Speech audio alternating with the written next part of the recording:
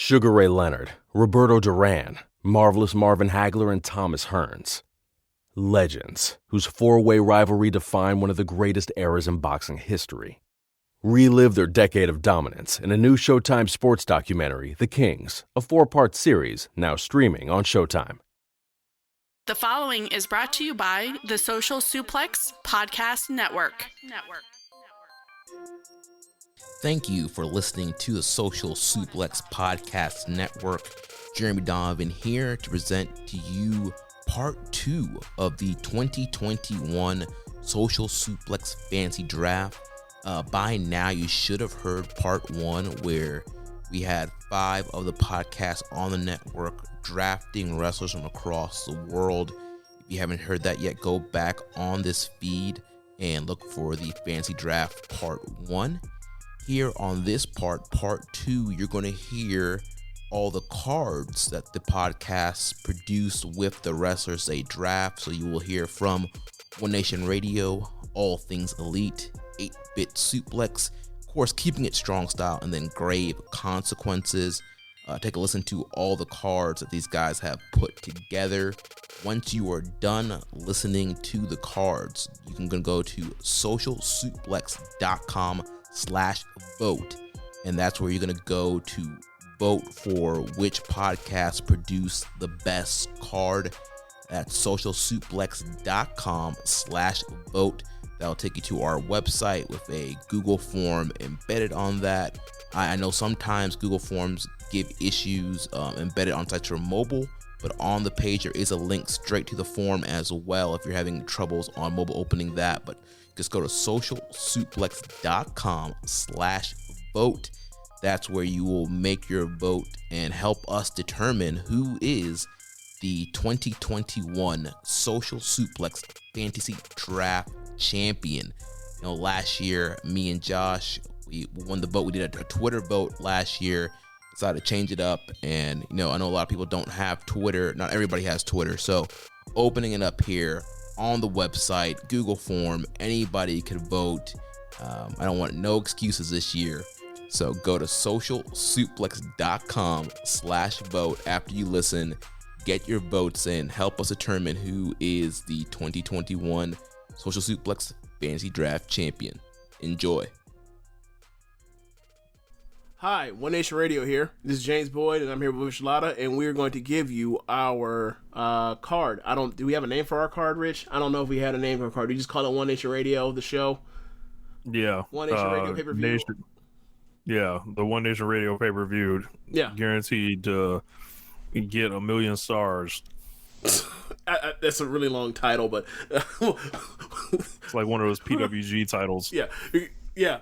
And that's okay. I thought you said GCW for seconds. I was gonna start naming like rap albums. Oh, okay. Yeah.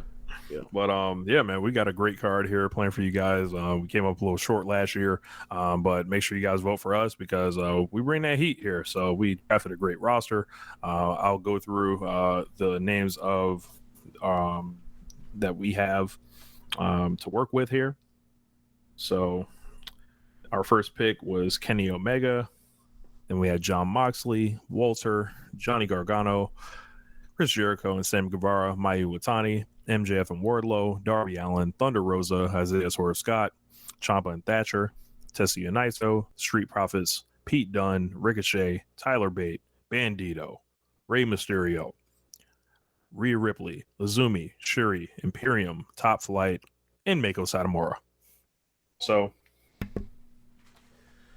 yeah, so I don't remember how we did this last year. I don't know if we should go beginning to end. Bottom to top. Bottom to the top. Okay, so first match is Street Profits and Top Flight to get tagging together in a Survivor Series traditional match. Yeah, a traditional Survivor Series elimination match versus Eichner and Bartel of Imperium and Tommaso Ciampa and Timothy Thatcher. That's right. The flashy black dudes versus the tough white men. Yes. Well, I mean, look, Eichner gets nice when he wants to, but ultimately we are trying to capture a lot of the energy that came from the Undisputed Era versus Imperium match from 2000 2020's Worlds Collide show. And this time it will go as planned. It will not be an impromptu thing where Walter has to carry because someone gets knocked out in like the first 2 minutes of the match. We're just gonna just go out here and do it. We trying to get some of this cultural pride going in the audience. Oh my god. So like in boxing, they say a whole country's behind you, so we're trying to, do the same thing here. So second match in the card. Except y'all got to cheer for the Americans, the Street Profits in Top Flight. Yeah. Not a guy from Milwaukee, a guy from Sacramento. Like, you got it right root for the all-American team, which is the black guys. Good luck. So you know you hate it. Anyway, so then from there we'll go with in the second match, Meiko Satomura, the best female wrestler of the last 20 years, versus Rhea Ripley, in a good old fashioned classical wrestling match. Chop that tree down. Yeah. A striker versus a powerhouse, classic professional wrestling. Second match, Mayu Iwatani versus Thunder Rosa, the best women's wrestler I saw last year, maybe the best year run I've seen from any woman ever, with my own two eyes, versus Thunder Rosa, a rising star in the American women's ranks, a woman that has gone to Japan, not wrestled in Stardom, but has wrestled in Tokyo Joshi Pro, and like absolutely would this would elevate her, and she probably have the best match of her career, wrestling Mayu, who's just like both of them. The female best belt machine. I was gonna say both of them of the can't go back variety. I did not know this about Thunder Rosa, but I knew that. I definitely knew about Mayu. Like Thunder. Like I just take Thunder's whole persona. Like, she don't take no shit. So for me, that's like she's a can't go back all-star. She's done MMA, so she that's right. will fight for it. So. Next match, Tyler Bate versus Bandito in a big strong boy match. The only way this could be a better strongest person in pound for pound in wrestling match if you had Cesaro. Unfortunately, we couldn't get him, so we'll have to deal with the next two people in line for that crown. It's gonna be a lot of fun shit, like flyers, strong motherfuckers throwing each other around. Yeah, it's gonna be lots of top rope aerial stuff. It's gonna be lots of diving outside the ring. There's gonna be people doing power moves from the top rope. Yeah, it's with spry knees are young. Insane. Yeah, it's gonna be absolutely insane because these guys are both under 25, I believe. Sounds about right. Yeah, so that's good drafting, and guys are what, fourth on the card? Oh yeah. Let's get to the fifth match. Big strong boy match. Don't ask us what it is. You already know what it is. Right. Fifth match. Rey Mysterio versus Ricochet in a Lucha Libre 2 out of 3 falls match. Whether you want to put the mask on Ricochet and call him Prince Puma, or you just wanted to be Rick O'Shea versus Rey Mysterio. I believe we own both. This is a match that people have asked to see on a big level, and we're going to give it to the people. We've seen it in Lucha Underground and different variations, but like this is like if this was a WrestleMania, if this was a Tokyo Dome type of situation, this would be it for them. Yeah, who's the greatest flyer ever? Let's see. So next match after that. Chris Jericho and Sammy Guevara versus MJF and Wardlow in a grudge tag match. You've seen it on TV for the last few months, and you get it here on our card. Good old fashioned hate. Yeah, good old fashioned hate. Sammy Guevara maybe busted open, being murdered, getting F10'd, and just build that hot tag for Jericho. You just hope to see Jericho, put an elbow upside MJF's head. Stay tuned. You might see it. Yep. Even AEW hasn't booked this yet, so it's coming. You boys got you covered. Right. Next match. And we got a quick intermission. We got we got to send people away and get them ready for the top 4 on the show now. Send the young lions and lionesses out there to wipe down the ring. Yes. And disinfect with masks on. And then we'll do a little concert in the middle of the show. we'll be serving food to the audience as well. You know, so there'll be lots of there'll be lots going on at the One Nation Radio show. But yeah. When it's time for that, look, when it's back time for that action, we got this. Okay, we come back and we get Darby Allin versus Pete Dunne in an I Quit match. You have the ultimate You have the ultimate fly by the seat of your pants Daredevil versus a submission magician, submission master, joint manipulator, and we're going to see who is the first to give up. It's going to be a battle of wills and skills. Who is going to quit? Because I know it's not Darby Allin. He might win. Well, like he may literally had to be put in the body bag. Make Sting throw in the towel.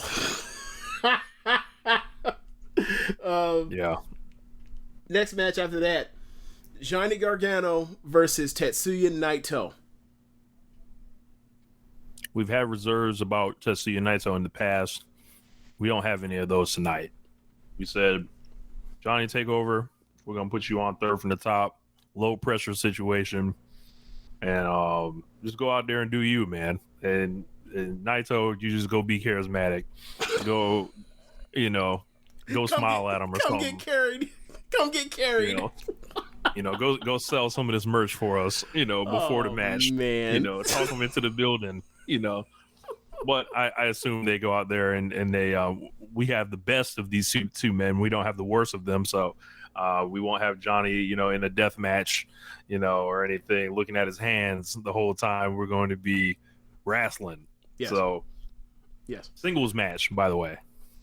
Yes. In our semi-main event, Jon Moxley versus Isaiah Swerve Scott, formerly known as Killshot, in a Hell of War match. Man, and maybe one night only as Killshot. Well, I don't know. You have to ask him. You talk to him. You have to ask him how he feels about that situation. But yeah, we'll see what he wants to do. But regardless, is that dude there? For those that are unfamiliar, a Hell of War match is a special type of blow-off match that was in Lucha Underground. It is a 3 stages of hell variety match. The first fall is a first blood match, which is right up Jon Moxley's alley, and also Swerve's, which is just whatever. We'll get to that later. The second match is a no DQ match, which is right up both these men's alleys because they are CZWers. And then the third match... Yes, this is CZW Dream match, too. And the third match is a medical evac match. It's very similar to an ambulance match. You put them in into the vehicle and you strap them to the stretcher, and then you send their ass off. This is right up. You stand on top of the ambulance. This is right, and this is right up Jon Moxley's alley. This is also a perfect coming out party for Swerve, a person that is one of the best wrestlers in the world. That's not coming to his own, and will have another star-making performance in front of a larger audience and even Lucha Underground. So that's our semi-main event. What a match! What a big death match right there in that spot, right after that classic match, and then we perhaps have the biggest match of them all. Yes. When I look at the rest of the draft for everyone else, they don't have a match like this. They wish they had a match like this. We got one dude comes to the ring in a big black jacket. We got another dude comes to the ring wearing a whole bunch of belts. That's right. And he's trying to get the most elusive one of them all. The hardest one to catch. Winner take all. Kenny Omega versus Walter. Run tell that. Singles match. The belt collector versus the person that should be buried with his belt. I don't know, man. That's real tough to compete with. Yeah, that's a great match. That's a dream match. Never happened. It has incredible main event. It has everything for anybody. If you love your men's, I wish men's were still men's match. You have Walter. If you like your video game flippy do, highly dramatic, emotional match, you have Kenny Omega. They're perfect opponents for each other. It's just yet to have been done on a large stage. These are two of the, if I had to have a match for Someone had to go get 4 3/4 stars to save my life. These are two of the very first people that are on my list of big match wrestlers in the world to go put in a match to go do it. So I'm glad we can get it to the people. We had kicked around multiple cards, and I just kept coming back to like Walter versus Omega is something special. So even in the fantasy form, I'm just imagining how awesome it would be. I actually just got done watching Shingo versus Okada, their title match from Monday morning, and I'm just thinking like that's kind of wrestling we would get out of these two. Absolutely. Yeah. And the chops in this match would just be just next level. We already know what Walter does with the chops, and then Kenny has like very big hands for like he has like explosive chops that I don't think people really think about. Well, the real thing is we're all waiting for the spot where Walter goes for a big chop and Kenny V-triggers it. That's really what we're going for. That's really what we're going for. And the crazy selling from that point forward, you look at what Walter did with Ciampa selling the arm and also working with Dunn at times. Like, he's excellent seller as well. Like, those two can be on top, work from underneath. It doesn't matter. They're going to get the job done. It's going to be a masterclass in excellent wrestling. And I think we have the best main event. And I think time will tell, but I think we also we'll have the best card. So we're going to throw it back to Jeremy. Thanks for listening. Peace. Hey, everybody. It is your boy, Floyd Johnson, along with Austin Sumowitz from All Things Elite, and we are here to present our show from our draft. Austin, how's it going? How's it going, man? I'm doing real good. I'm really excited to be talking about this. This is gonna be dope. Well, this year I had to actually draft by myself because we couldn't coordinate the time for Austin to be on. Next year, as a member of this group, he will be there with me because 2 heads is better than 1, and I can get his thoughts on it to build. But I think I got his input on this card, and I think we built a great card. The name of the card is All Things Elite presents the Cash Out, and it'll be live from the Sears Center Arena in Hoffman Estates, Illinois. So quickly, Austin's going to go through everybody that we drafted that's going to make the card, and then we'll just go quickly through the matches. Yes, so on our roster for All Things Elite presents Cash Out, we have Santanos Escobar, Tracy Williams, Pac, Kushida, Cody Rhodes, Seth Rollins, AJ Styles, Randy Orton, Drew McIntyre, Lance Archer, Hangman Adam Page, and Will Ospreay representing our men's roster. For our women's roster, we have Ty Conti, Tessa Blanchard, Raquel Gonzalez, Jade Cargill, Britt Baker, and Bayley. And in our tag team roster, we have Lethal and Grisham, Wild and Mendoza, Fire and Flavor, Moon and Blackheart, FTR, and MSK. All right, so I'm gonna go through the card fairly quickly for you. In the first match, we took one of the men from our 12 men, Tracy Williams, and we teamed him up with his stablemates, Jay Lethal and Jonathan Gresham. They're in a stable from ROH called the Foundation. They will be taking on the team of another person from our men's roster, Santos Escobar, and the team of Joaquin Wilde and Raul Mendoza, which they are all together Legado del Fantasma. So this will be ROH versus NXT. I specifically wanted a 6-man match to open up the show, an exciting 6-man match. So we got the Foundation versus Legado del Fantasma. Any thoughts? 6-man right off the start was exactly one of the things I thought. He was either going to be tag or 6-man, and these two teams, these factions, are crazy energetic, and I know they would put on a great opening match. All right, with our next match, I decided to go a 6-women's match, 6-women match. I don't know how to say that. 6-person match? I don't know. We have representing Impact, even though she's not with it. I wanted kind of a Team Impact feel. I went with Tessa Blanchard. And she will be teaming up with the team of Fire and Flavor. That's Kira Hogan and Tasha Steelz.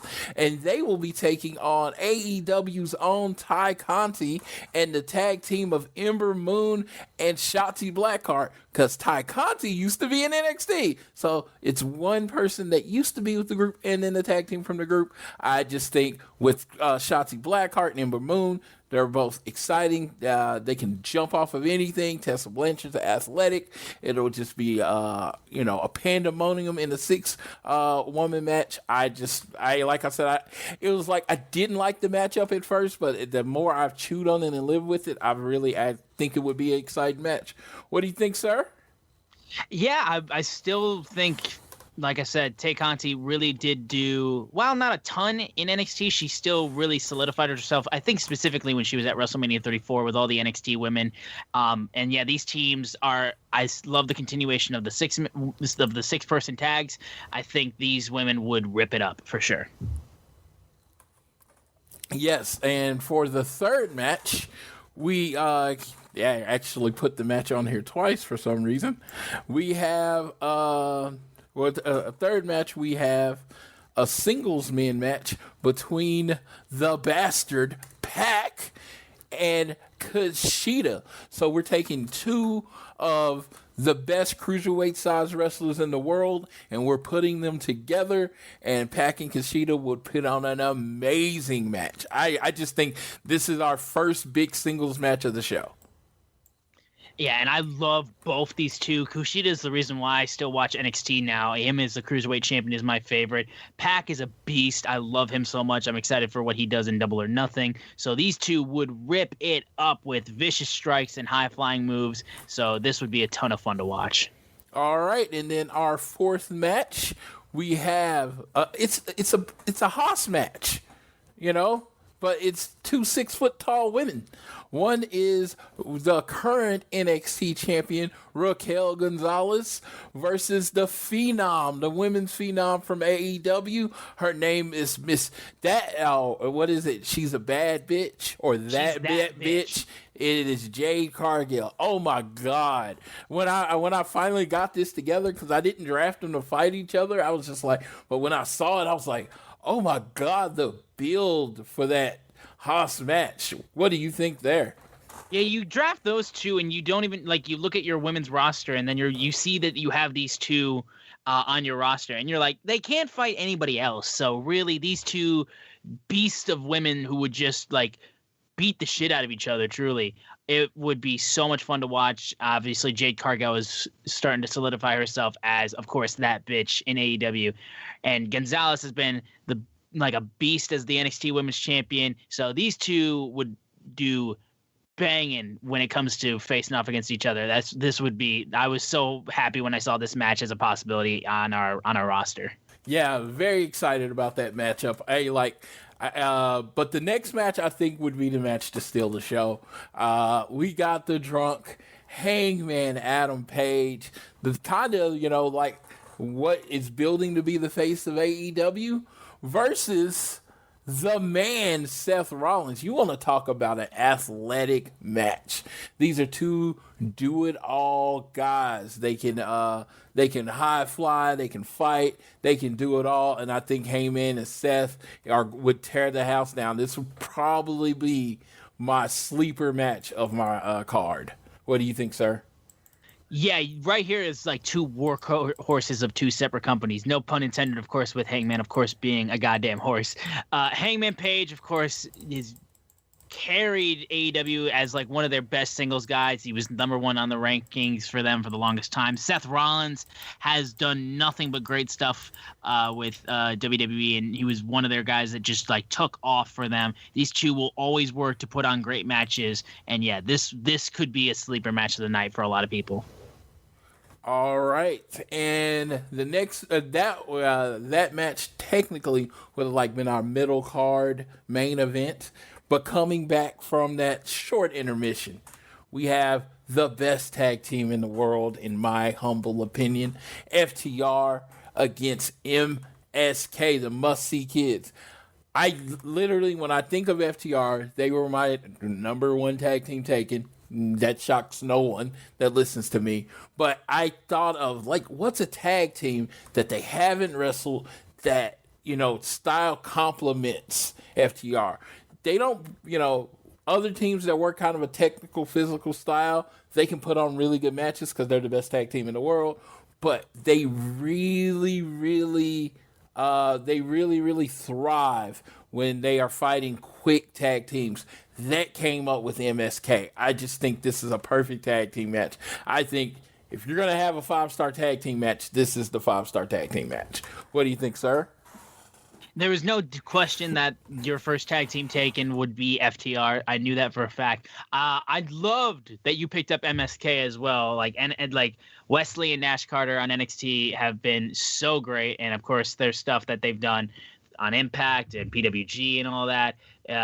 They are so much fun to watch, and the pairing of these teams, of course, FTR not being the type of team that does flips and shit, they would be just a natural pairing of these two, FTR being one of the best heels tag teams that you got. Yeah, this would be just an unbelievably great tag team classic match that you would be putting together.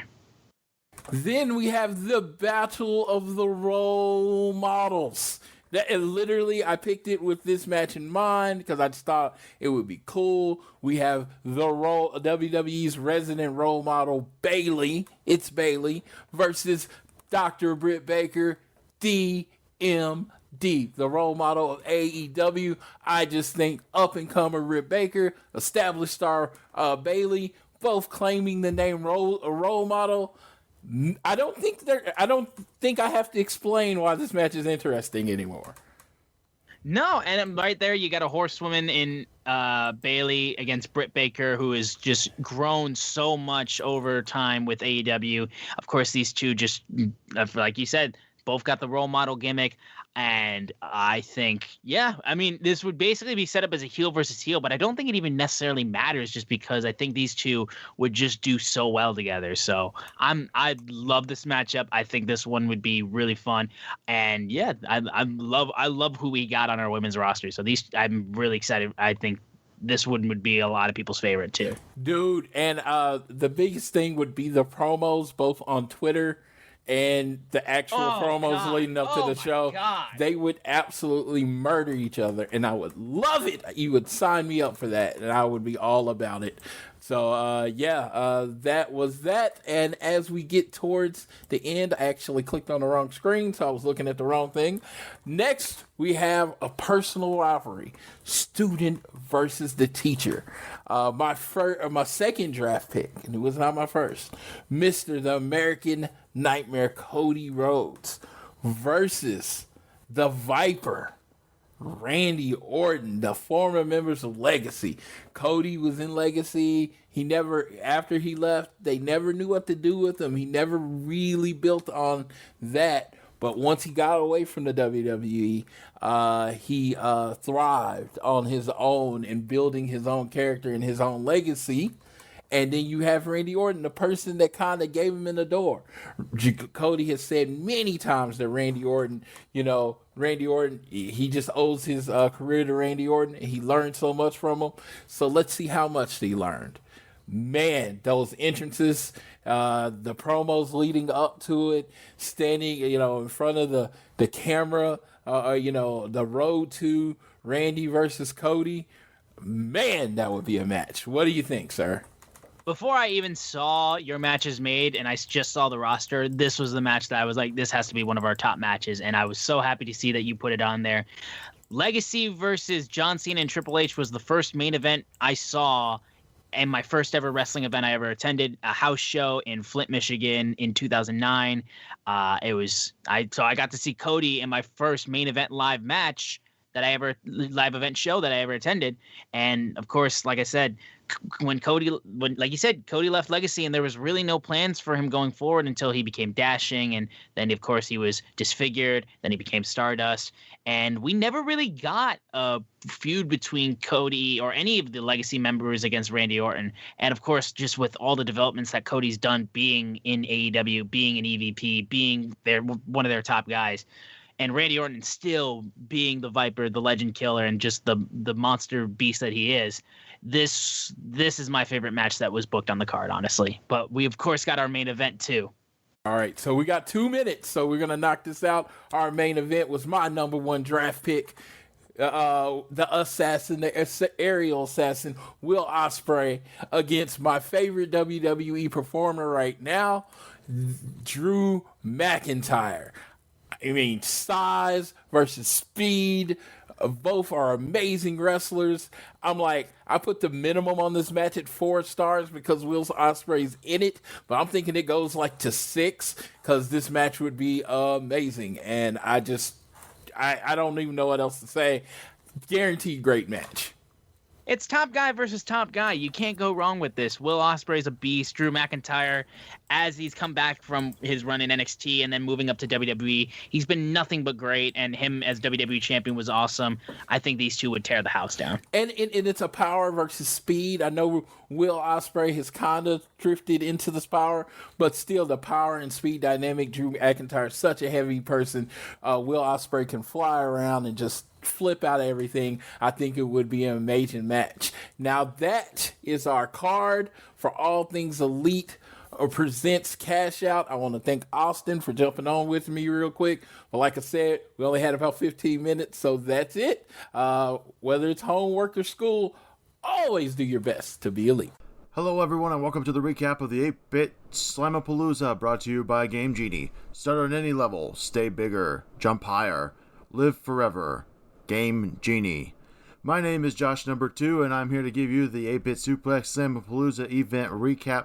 Ladies and germs, what a night was had by all. We will break it down for you match by match as we relive an incredible night of professional wrestling. Mauro Ranallo and Don Callis gave us the call on a night we'll never forget. I asked Mauro for his thoughts right after the show, and he said it was, quote, insane in the membrane. So without further ado, let's get right after it. Match number 1 was, of course, our Olds on Top of the Card match brought to you by ProWrestlingTees.com/Social Suplex and our brand new Olds on Top t-shirt between the Rated R Superstar and the hardest worker in the room, Christian Cage. This match had it all as we saw these former tag team partners, now rivals, square off in a match that totally reeks of awesomeness. The crowd was stunned when Christian Cage leapt over a spear attempt by Edge and countered with the kill switch to pick up the win 1, 2, 3 right in the middle of the ring. And folks, I don't think this will be the last match between these two titans of the industry. Next, we had our first tag team affair of the evening, which saw the veteran team of Chris Sabin and Alex Shelley, the Motor City Machine Guns, take on the upstart team of the young Jungle Boy, Jack Perry, and incredibly nimble despite being millions of years old, Luchasaurus. This match really got the crowd here in New Donk City on their feet as the two teams put on an absolute clinic in tag team wrestling. Just when all seemed lost for Jurassic Express, they received a timely distraction by Marco's stunt, leading to a roll-up victory by Jungle Boy, who pinned Chris Sabin for the victory. Our third match left the crowd looking for more in our Lucha Rules Spectacular between Ryu Lee, Chris Bay, and El Hijo de Vikingo. This match left many wondering if they had stolen the show. More acrobatics on display than a 3-ring circus as all of these men left everything on the mat. Unfortunately, there could only be one winner. Chris Bay rises to the top of our Lucha division with a huge victory on the grandest stage of them all, the 8-Bit Slamapalooza. Getting back to the tag division with a no DQ match between two teams that would argue to be considered the best in the world, the Lucha Bros and Roppongi 3K. These teams beat the absolute piss out of each other in a match for the ages, a match that would make a grown man cry for his mama as Pentagon Jr. destroyed Yo with a package piledriver through a table to get the win. Surely this sets them up with a match with the winners of our main event. The first women's match of the evening saw 4 of the best women in wrestling go to blows in a tag match between the teams of Hikaru Shida and Jordan Grace and the team of Charlotte Flair and Bea Priestley. The action was back and forth as both teams refused to concede defeat until Charlotte Flair put Hikaru Shida in the figure 8 and picks up the win. However, the win was not without its toll on the working relationship between Flair and Priestley, as we can now announce that our next show in Los Santos, Flair and Priestley will settle the score in a Falls Count Anywhere match. I want to take this time again to thank our sponsor, Game Genie, as well as our other sponsors, the Sega Genesis. Genesis does what Nintendo don't. And other promotional considerations were also provided by Lon Lon Ranch, the best milk in Hyrule that won't leave your hearts broken. The sixth match of the night saw two big, sweaty men slapping meat in a contest between Miro and Powerhouse Hobbs. These men could both use a power-up after this match, as after 15 minutes of blow after blow, they eliminate each other with a James Boyd lariat to each other in the center of the ring, and were unable to beat the 10 count. Tune in next week live from Midgar for what promises to be one hell of a rematch. The battle for Liberty City was next, pitting together longtime rivals in a triple threat match between Adam Cole, Kevin Owens, and Eddie Edwards. These three men stepped inside the squared circle but spent nearly as much time outside of the ring as they did inside of the ring. They had an absolute bloodbath that ends with Eddie Edwards catching Adam Cole with the Boston Knee Party, but being unable to get the pin as he's hit by Kevin Owens, giving him a stunner, who then takes the pin of Cole for himself. The internet wrestling community is already clamoring for this match to receive 5 Warp Stars and can't wait for the DVD on their shelves. Our first of 3 title matches on the card was a match made in wrestling heaven as Bianca Belair took on Momo Watanabe in a match that had Don Callis taking off his rose-tinted glasses and proclaiming it the best match he had seen since the last time he saw Kenny Omega wrestle. Both women vying for the coveted title of Player 1 in the women's division would see the EST Bianca Belair victorious as she lands her patented Kiss of Death, or the KOD for those that use acronyms, and stand atop the wrestling world for all to see with no cheat codes needed. The men's title was next, in a match that would have assumed Hitmonlee was in, with all the powerful kicks flying left and right, as Kota Ibushi, the Golden Star, took on the Arbiter of Darkness himself, Aleister Black. The men's title match was more exciting than an hour of Thea Trinidad's Twitch channel, but also far more painful, as Kota Ibushi hits the Kamagoye and wins the coveted Mushroom Belt.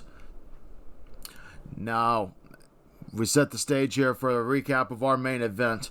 I must remind you that main event matches have long been remembered, passed down through the ages. Josh number 1 of Keeping It Strong Style remembers the day he saw Jerry Lawler and Bob Backlund main event the Memphis Coliseum for the first time.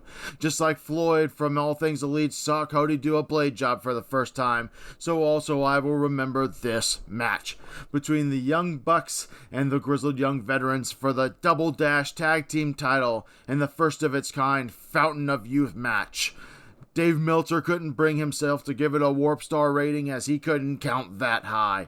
The Young Bucks win with a Super Meltzer driver in a match that saw all 4 men bloodied, beaten, left for dead, and before the broadcast could end, we saw the silhouettes of Pentagon Jr. and Ray Phoenix walk out, which had Morrow proclaim, "Mama Mario!" We hope you enjoyed this recap and the show itself. Power on next time, friends, with another edition of 8-Bit Wrestling. All right, ladies and gentlemen, Jeremy Donovan here with the young boy Josh Smith to announce our fantasy card for the 2021 Social Suplex Fantasy Draft Competition. And, young boy, I think we have a fire card here for the audience. I would take it a step further. I think, we had to do it to him. That's the way I'd put it. Okay, we had to do it to him. And this is a card that I would pay big money to view if it could ever happen. So I feel like we've done a good job booking, drafting, and everything. So I'm excited.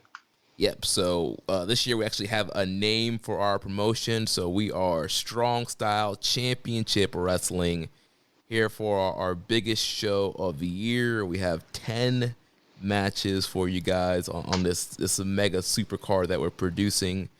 And it's all going to start with a Fatal 4-Way match, a Fatal 4-Way ladder match to determine the number 1 contenders for the Strong Style Championship Wrestling Tag Team titles. We have the teams of the Empire, Jeff Okabe and Great Okan, Chaos team of Ishii and Goto, the Best Friends of Trent Beretta and Chucky T, and then Caristico and Mystico. Yeah, and this is a great mix of guys. You've got Cristico and Mystico, who are the current, CMLL World Tag Team Champions, in kayfabe, outside of this promotion. And, extremely high-flying talents, very fast. They bring that lucha element. And then you've got the best friends who are, no slouches when it comes to high-flying themselves, but as evidenced, they can get down and dirty. We've seen them in all sorts of, street fights and different matches of that nature just recently in AEW. And then you've got two bruiser teams. You've got Chaos team of Tomohiro Ishii and Goto, which is a team that doesn't really get to tag team solely together as a straight two-man group. That's kind of why we drafted them. That's something we've wanted for a while. And I feel like those guys would bring the hard-hitting element, the violence and the strong style, but also be great bases for guys like Chucky T and Trent and Cristico and Mystico. And then I think the Empire team of Cobb and O'Connor kind of the same story, but, in reverse, because they bring the heel element. So you kind of got a good mixture here of like lucha, indie style, and, New Japan, Puroresu. So this match to me would be outstanding, and I love four-way ladder matches, so I feel like this is a super hot way to start the night as well. Yeah, with the Empire team, Cobb likes to do some, high flying sometimes as well, or some moonsaults and stuff, so I could see him doing some kind of crazy spot, maybe off the ladder at some point in this match. Yeah, and you know how Ishii gets down, like, right. He's not really a high flyer, but like, there's no way you can't convince me that man doesn't come off of a ladder onto a group of guys or go through a table. Like, we've seen it before in Corkin, and this would be fucking incredible. Yeah, so yeah, this hot opening match here, spot heavy four-way ladder match, and the team of Ishii and Goto are going to win this thing and become the number one contenders. Yeah, and that's very exciting because later on in the night, we're going to be seeing the World Tag Team titles defended by Strong BJ, the team of Daisuke Sekimoto and Okabayashi, against the Violent Giants team of Suwama and Shuji Ishikawa. So, I mean, the Ishii and Goto, that's like a dream match for either one of those teams. So that's a really, really exciting prospect. Yeah. So then we move on to the second match of the card. This is for our secondary championship, the Pure Open Weight Championship, which is competed under Pure Wrestling rules. Each wrestler has three rope breaks to stop submission holds and pinfalls during the match. After a wrestler exhausts rope breaks, submission and pin attempts are under the ropes by the opponent are considered legal. There are no closed fist punches to the face in the Pure Rules matches. Only open hand slaps or chops to the face are allowed. Punches to other parts of the body, except low blows, are permitted. The first use of a closed fist gets a warning. Second would cause for the wrestler to be penalized, a rope break. And if he's already out of rope breaks, he would be disqualified.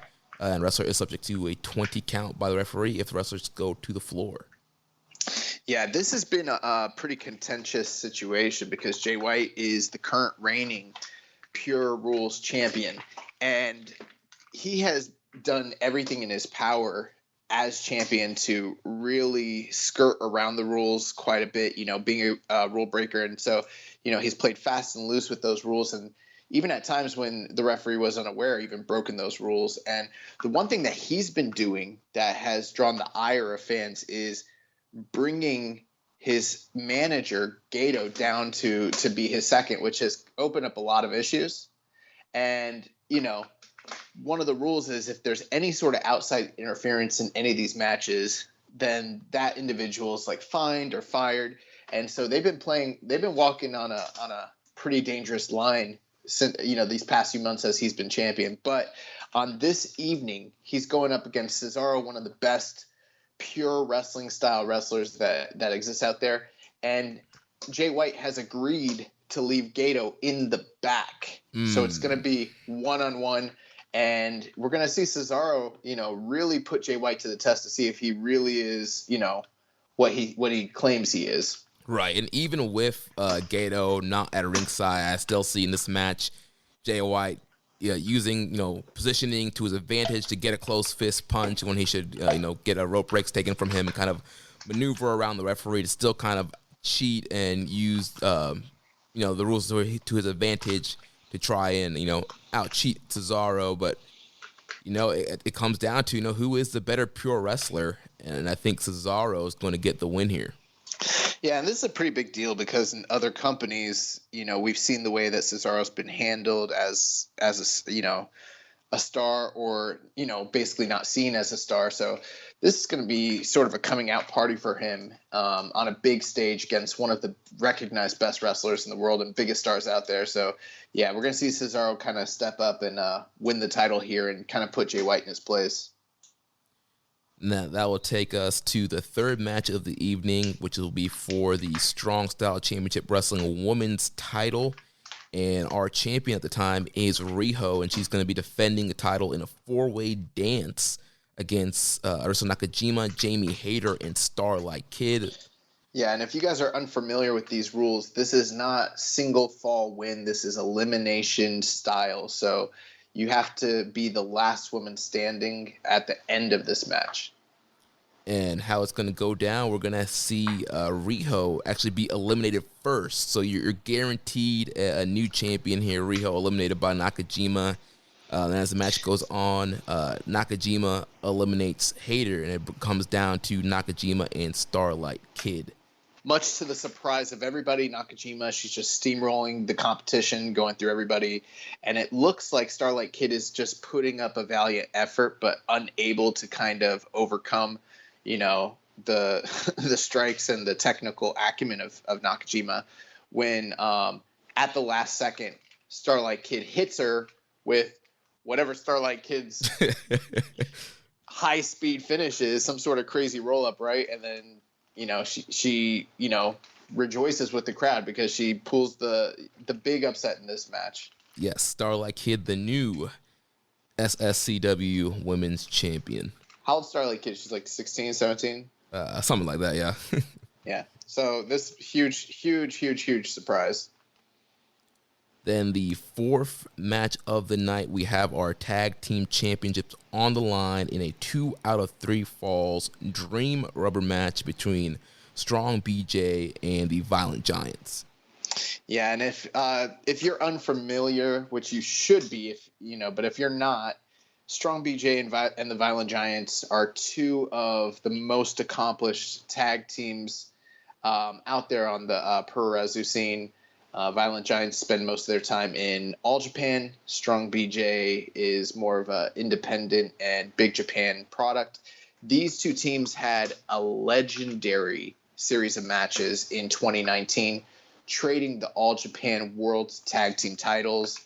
The first match was won by Strong BJ, winning the titles from the Violent Giants in Big Japan. And then several months later, they dropped the belts back to the Violent Giants in All Japan, both matches happening in Korakuen Hall. If you haven't seen these matches from 2019, you need to see them.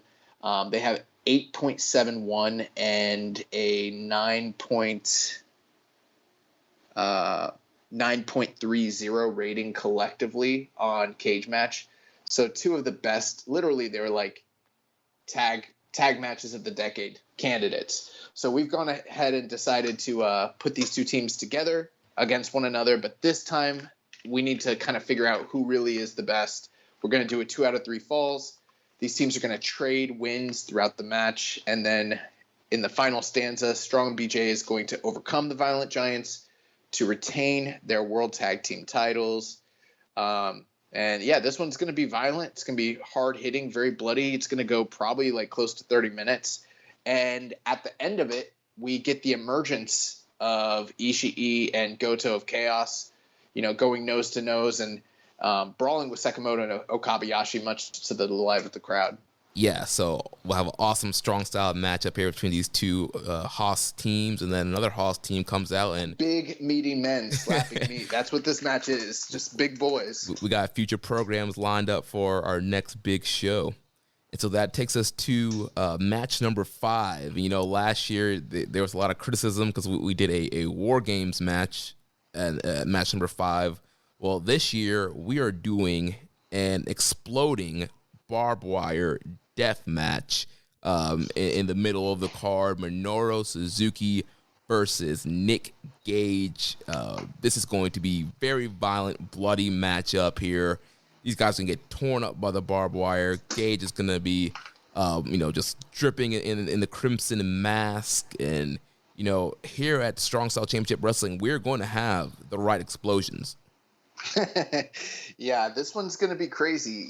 Nick Gage is a father and master of the death match, but he has never been involved in an exploding barbed wire landmine death match, and neither has Minoru Suzuki. And for those of you who are listening to this saying that's not realistic, having something like that in the middle of the show, well, New Japan's done it many times. So I tell you that this kind of match does not necessarily need to be at the top of the card. It can be literally in the middle of the card as a special attraction match, which is exactly what this is going to be. And Suzuki Gage is just crazy. Two psychopaths. You're probably listening to this and thinking, I never knew I wanted that match, but please give it to me. And that's exactly what we're going to do. Yep, and Suzuki is going to get the big win here. Gotch pile driver on a bloody Gage. The ring's going to explode after this epic war, and it's going to be quite the sight here.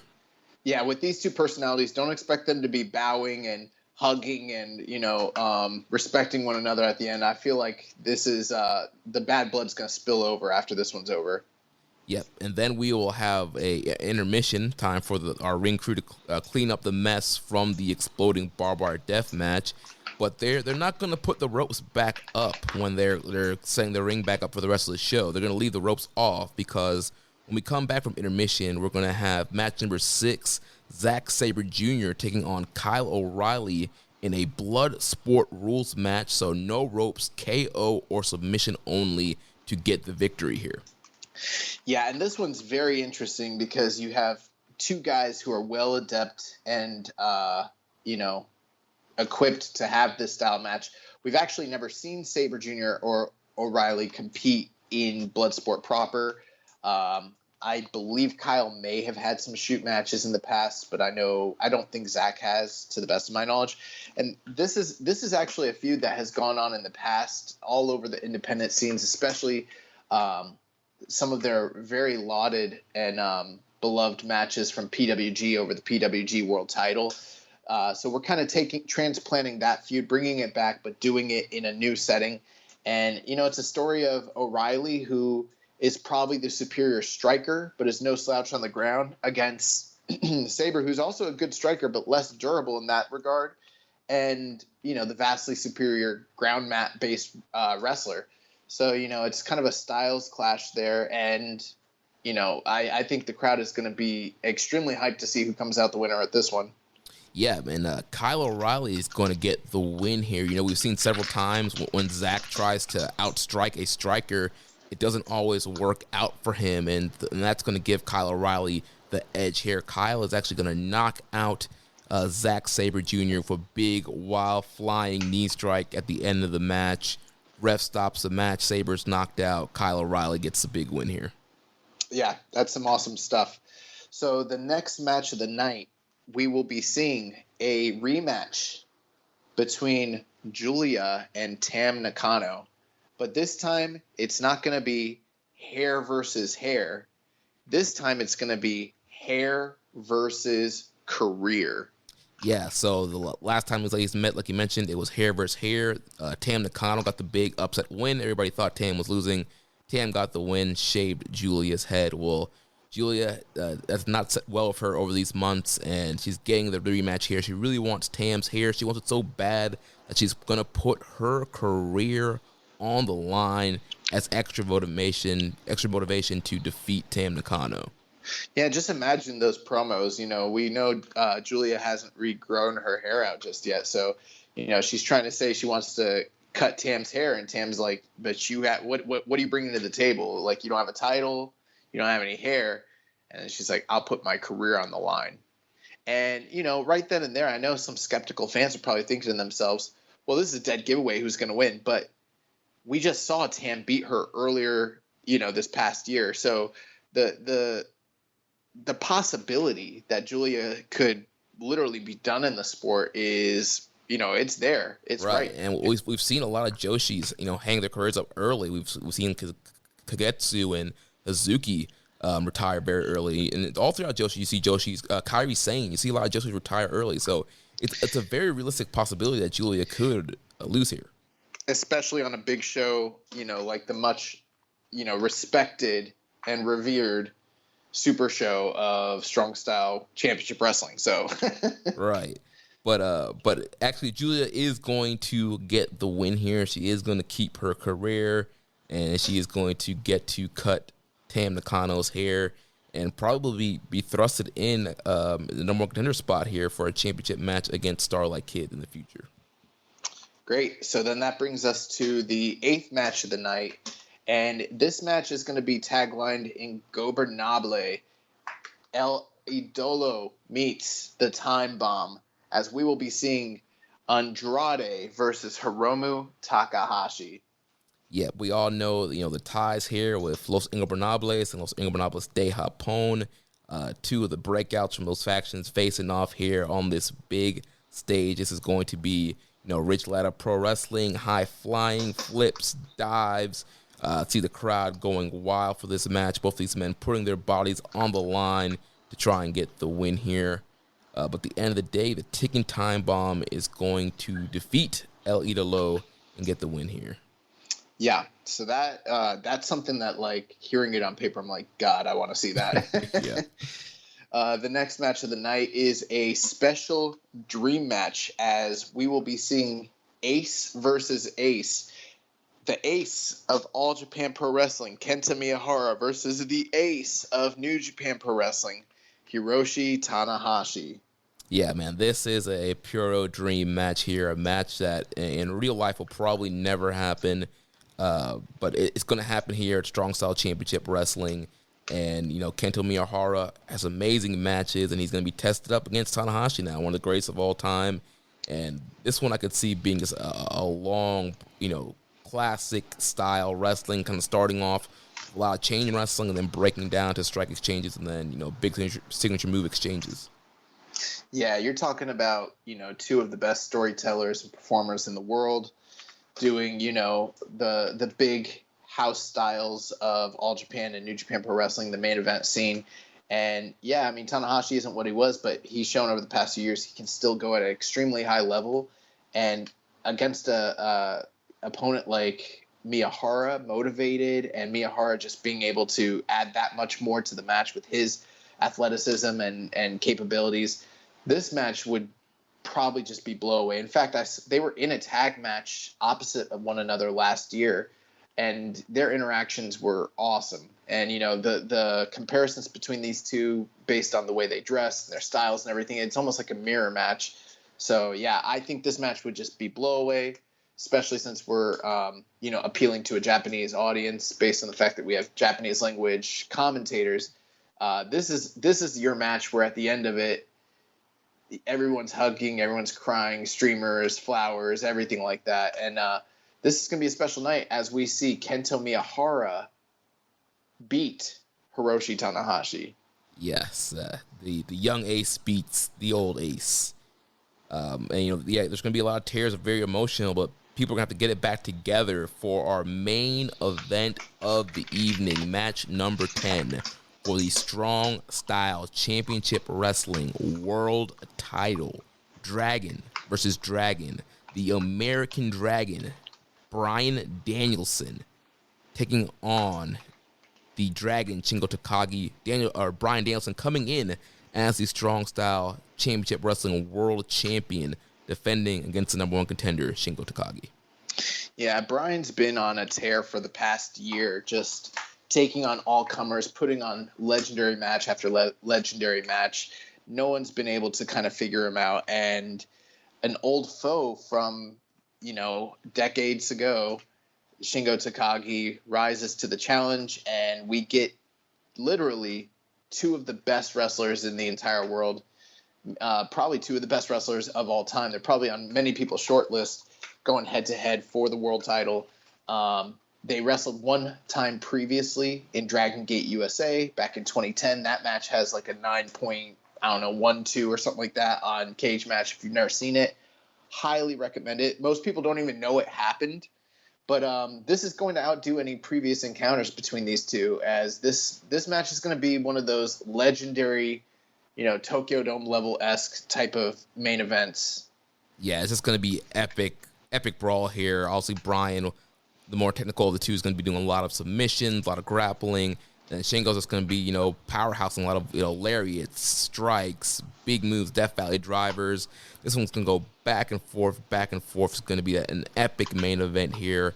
And Shingo is going to get the win here, last of the Dragon, on Bryan Danielson to become the new Strong Style Championship Wrestling World Champion. Yeah, and that will be a special moment as we go off the air. So, you look at this card top to bottom. We've got a little bit of something for everybody. There's a technical blood sport style match. There's the very personal feud between Tam and Julia, hair versus career, the high stakes there.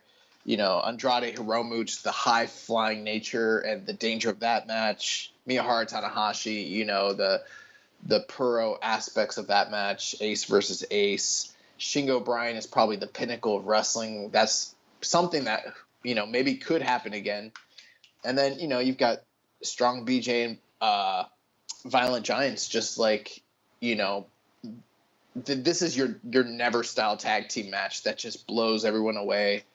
A great story with Starlight Kid, Riho, Nakajima, and Hayter just going balls to the wall in an elimination style match. Pure Rules match with Cesaro and Jay White. And then, you got your garbage trash wrestling with Best Friends, Caristico, Mystico, Empire, and Chaos just trying to steal the show. Plus an exploding barbed wire death match. So the spectacle of Suzuki Gage. Like, if this show ever happened, we'd be saying WrestleMania 17 who, Right.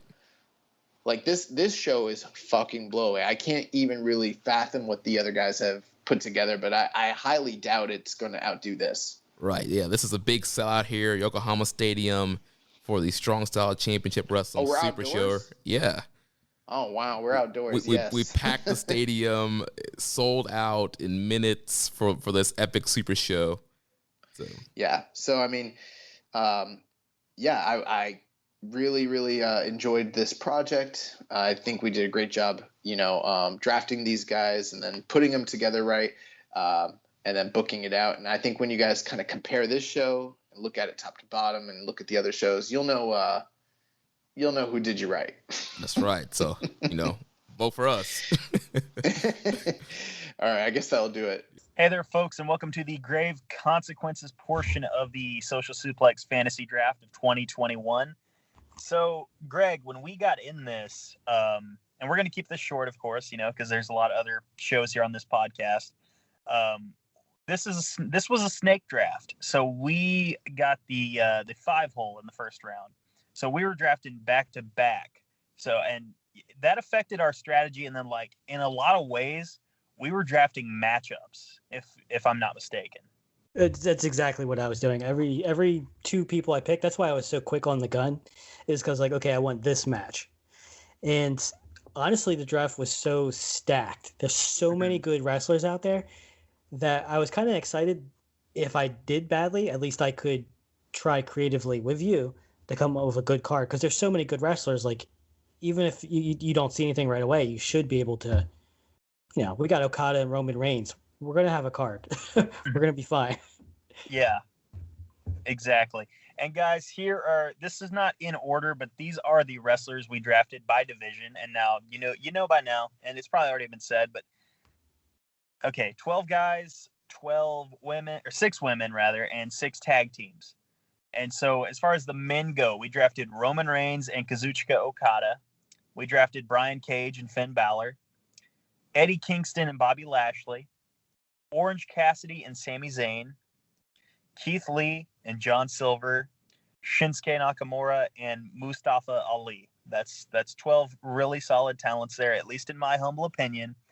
And what's funny, Greg, is that, like, I had to miss part of the draft, and you let me kind of, run the show a little bit when I was on. So, like, we didn't necessarily converge on a lot of these picks, but we didn't necessarily have to. Like, of doing this podcast for nearly a year now, we've developed something of it. Like, we have a feel for each other's brain. You know what I'm saying? And I would say a bit of a trust too. Absolutely, absolutely. And that's like Brian Cage and Sami Zayn. You picked them back to back. You didn't talk to me about that, and you may not know it, but like around 2016, those were two of my favorite wrestlers in the business at the time. So for you to make that pick, independent of me, tells me like again, we've built that up. We've built that relationship up for sure, and that trust for sure. Well, we've talked offline about like different like we've talked about other things wrestling wise, and we're like, okay, we agree on that. Yes. With just like how matches should be, what's fun about matches, what's good about a matchup. Yeah. And you know that if you've listened to Grave Consequences, all of you that have, and it's much appreciated. And we're coming back in July. Yeah, I think so. Yeah, absolutely. So next up, our tag team division, we drafted the New Day, the combination of Xavier Woods and Kofi Kingston. We drafted Proud and Powerful, the former LAX of Impact, Ortiz and Santana. We drafted Ivar and Eric, Rowe and Hansen, War Machine, War Raiders, Viking Raiders, as they are currently known. The Gorillas of Destiny, Tama Tonga and Tongaloa. We've also drafted Finn Juice, David Finlay, and Juice Robinson, the former Impact Tag Team Champions. And a set of rising stars, in my opinion. I'm really a big fan of Platinum Max myself, but the acclaimed Max Caster and Anthony Bowens. And I'm very excited for what we're going to do with our tag team division on this show. Greg? It wouldn't be a show of us without dead air. Yeah, absolutely. Absolutely. Greg, just ignore me. Just let me drown out there. I'll give you an anvil. Yes. We couldn't draft Jim Neidhart, unfortunately. He's dead. But so we took six women as well, like everyone else did. We led off with Io Shirai and Sasha Banks. Then we picked Utami Hayashishita.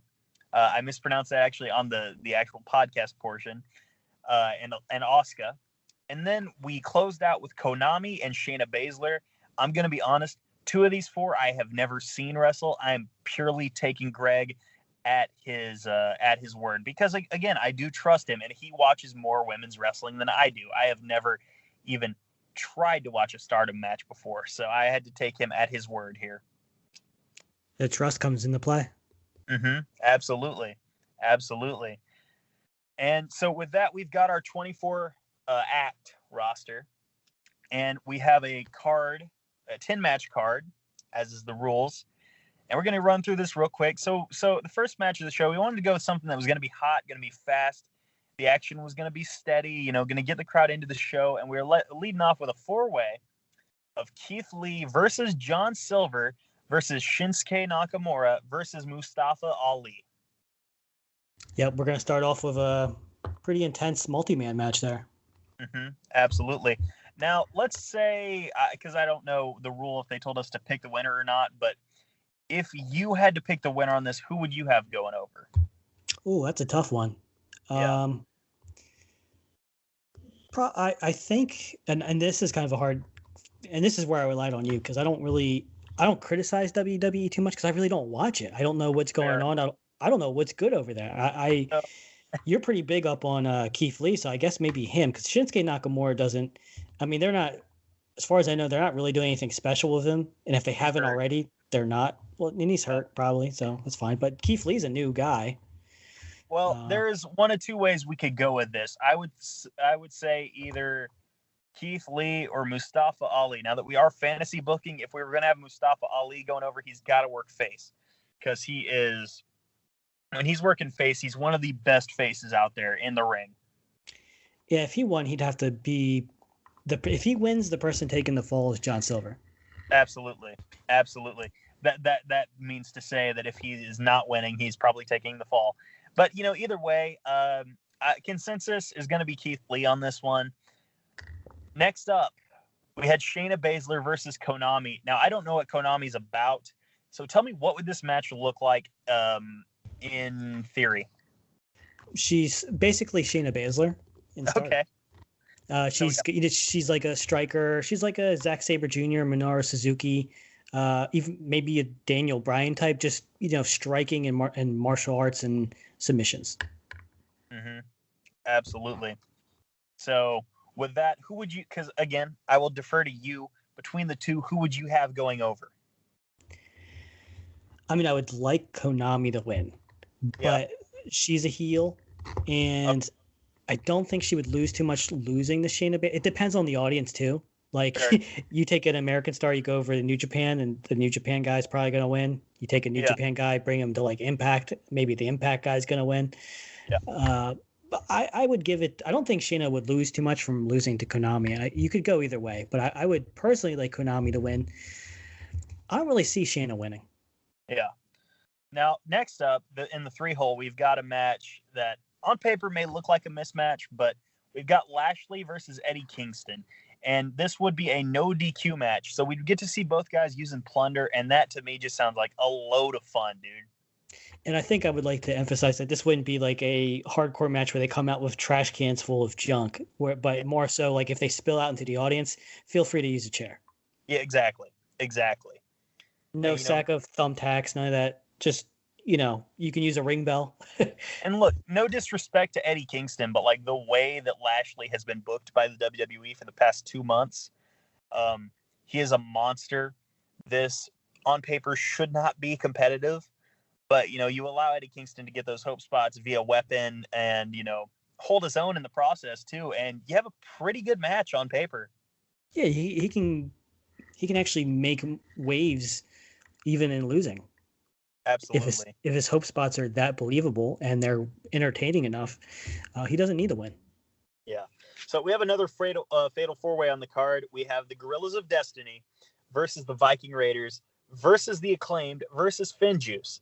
And, we got another fatal 4-way here. So we're going to have a lot of moving parts here. It's going to be fun and it's going to be fast. It's going to be furious. It's going to be in some instances, it might be hard to keep up with, but you're going to be out of your seat for this match for sure. And if I may do say so myself, I would probably have Viking Raiders take the win. I would be okay with that. I mean, you can always book it in a way that the loser doesn't get buried easily enough. Exactly. Yeah, exactly. And as much as I like them, in theory, this is building a federation. I would probably have the Acclaimed take the fall here. And then, in the hypothetical, we could build towards something down the road. But right now, not their day. Have them take the fall and just go from there. And now with that, and there's a reason this is going to be in the 5-hole because of the next match. We want something that's going to let the audience up, going to let them breathe. We're going to go with Sami Zayn versus Orange Cassidy. And now, we know Sami Zayn can do comedy. And of course, everyone knows that Orange Cassidy can do comedy. And they can both wrestle really well. So for that reason, this is why we paired these two up. Go about, 6 to 8 minutes, let the audience breathe a little and have some fun out there, Yeah, and it can be pretty believable. It doesn't have to be too much of a David versus Goliath. Yeah. But you can still have your comedy spots of, Orange doing the least amount of work to get out of a pin or to influence a high spot. So it could go very well. Yes, absolutely. I think it would go very well. And now next up we have, and like I said, that's why the previous match was in its spot, the New Day versus Proud and Powerful in a ladder match, or since this is Day of the Dead themed, a Stairway to Heaven match. And my God, these 4 guys on a ladder. What more can I say, dude? I mean, we can't miss with this one. Yeah, no, it would be impossible. Next up in the 7-hole, Utami Hayashishita versus Asuka. How would this look, sir? This is where it depends on where it's airing, if it's in the States or if it's in Japan.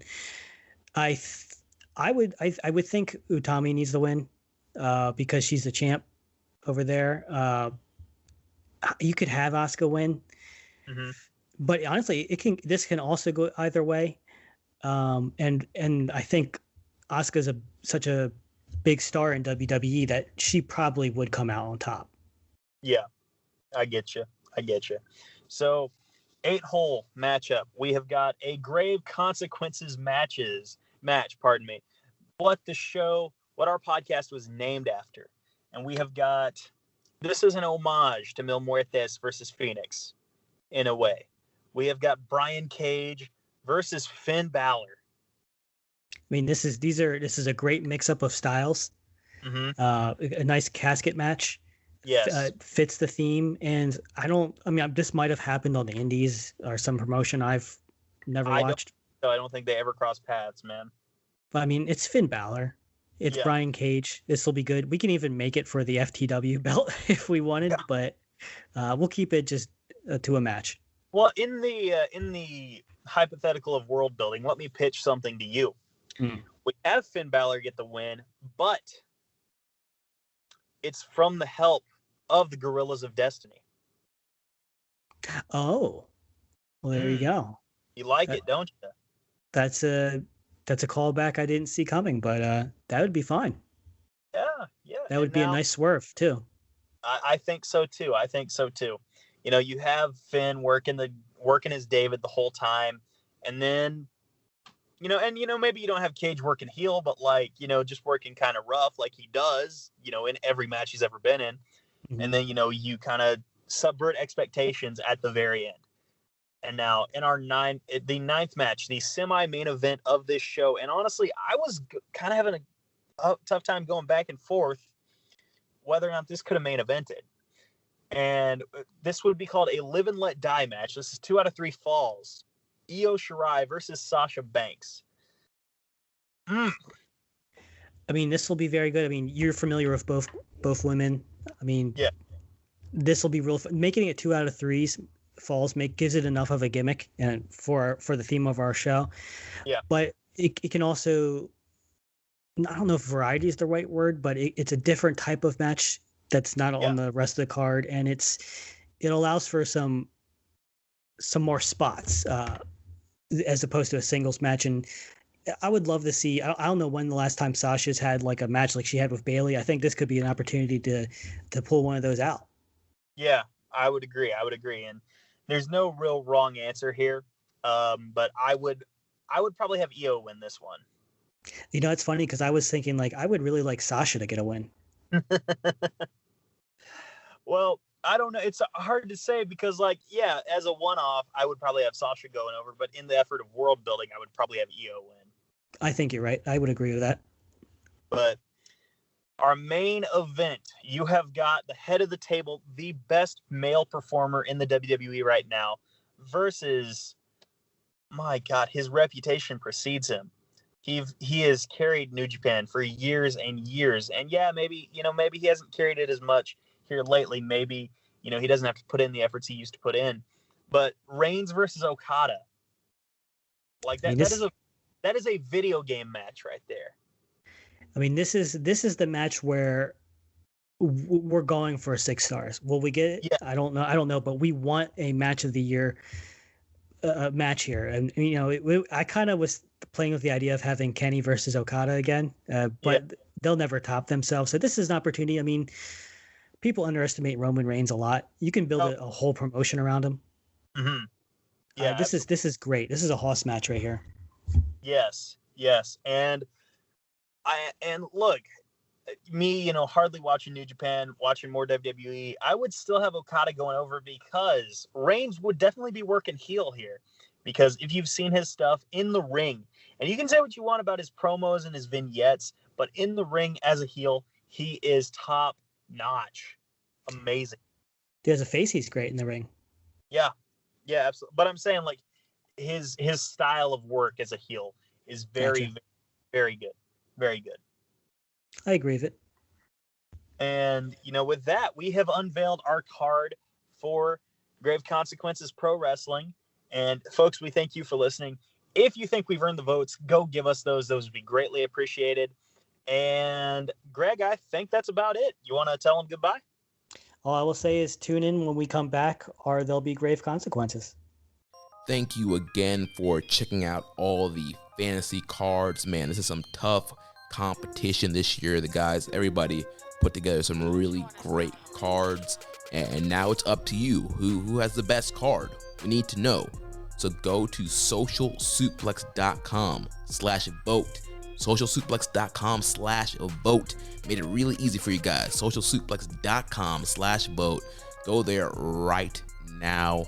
Get your votes in. Let us know who produced the best card. Thank you for listening to the Social Suplex Podcast Network. Make sure you leave us a rating and review on the podcast app of your choice. You can follow us on Twitter at Social Suplex. Give us a like on Facebook, facebook.com/Social Suplex. You can also find us in the Wrestling Squared Circle Facebook group, facebook.com/group/Wrestling Squared Circle. And make sure you're subscribed, following us on whatever podcast app you use. That way you don't miss any of the great shows that we have here on the Social Suplex Podcast Network. You know we have One Nation Radio, All Things Elite, Keeping It Strong Style, 8-Bit Suplex, the Ricky and Clyde Wrestling Show, Grave Consequences, the Great Match Generator. So much great content here on the Social Suplex Podcast Network. Hit subscribe, follow, rating, and review. Help us get over. Until next time, have a great day. Sugar Ray Leonard, Roberto Duran, Marvelous Marvin Hagler, and Thomas Hearns. Legends, whose four-way rivalry defined one of the greatest eras in boxing history. Relive their decade of dominance in a new Showtime sports documentary, The Kings, a 4-part series now streaming on Showtime.